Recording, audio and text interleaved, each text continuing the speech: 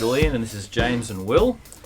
Today in class we decided that we'd try to recreate the classic gated reverb sound.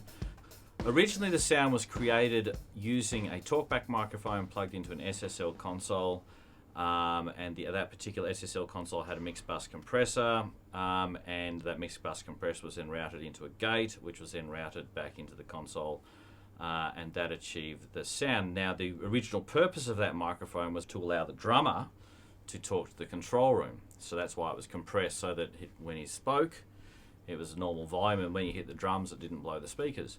And of course, it was gated, so there wasn't extra noise and that sort of stuff floating around. So we have decided to recreate that circuit. We have different microphones and different consoles and compressors and gates here to what they use, but we still managed to recreate the sound quite well, I think.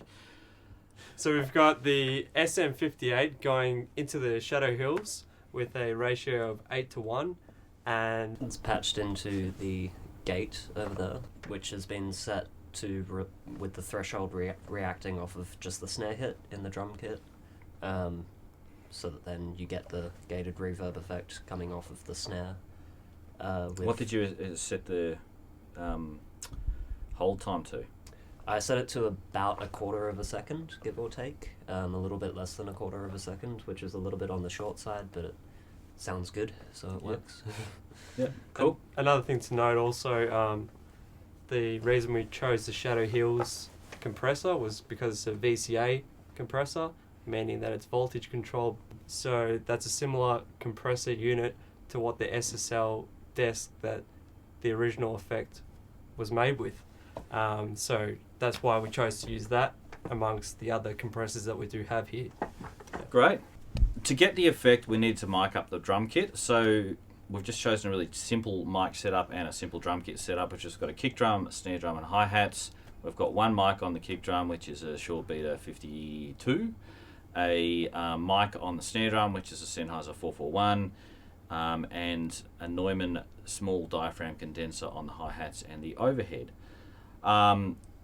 Then for the talkback mic, we've just chosen a Shure SM58, which is a normal vocal microphone, and that's patched through the circuit as James described. Let's have a listen to the results. This is the drum beat without the talkback mic.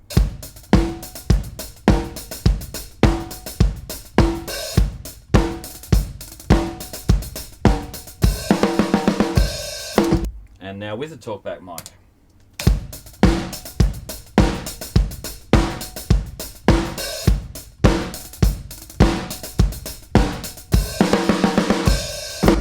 And so the talkback mic by itself.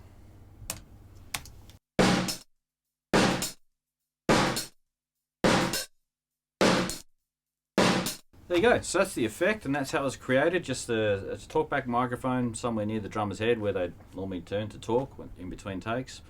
Compressed and gated in that way. And hey, it worked out well. Yeah, it worked out awesome. Yeah, that sounds awesome. One other thing also, just to note, there is no actual digital or analog reverb. It's just the sound of the room being compressed. That's something that I didn't quite understand, but through going through this process, it's helped me to realise the possibilities of just compressing a real room and getting that big, shotgun sounding snare. So yeah. We also gathered a lot of the sound treatment into one corner to try and make as many reflections in the recording space as possible. Yeah. Just to bring out that natural reverb sound. Yeah. We didn't leave the door open, but yeah. Didn't leave the door open, it would annoy everyone. Thanks for listening in. Hope to see you around soon. Cheers. Cheers.